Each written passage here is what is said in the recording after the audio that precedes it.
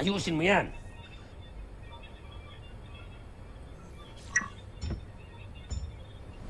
Bakit? Hindi ka pa nagpapahinga, Sandra? Parang masyadong malalim naman yata yung bumabagabag sa isipan mo. Nag-aalala lamang ako para sa ating prinsipe.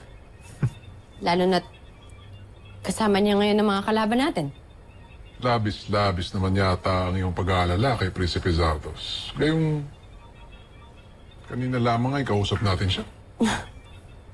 Huwag mo sabihin sa akin hindi ka nag-aalala para sa ating prinsipe, Draco. Nag-aalala rin. Ngunit, ibang antas ng sa iyo. Binibigyan mo ba talaga ng mali siya nararamdaman ko, General Draco? Ikaw ang nagsabi niyan, hindi ako. Kalapastanganan. Kumalma ka lang, Sandra.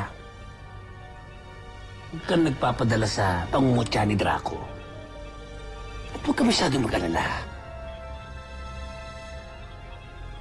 Kilala naman natin si Prinsipe Zardos. Huwag mong baliwalain ang husay nun. Hindi basta-basta mapapahamak yun.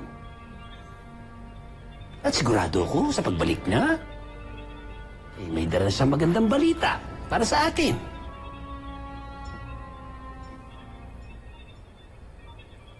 Para sa iyo.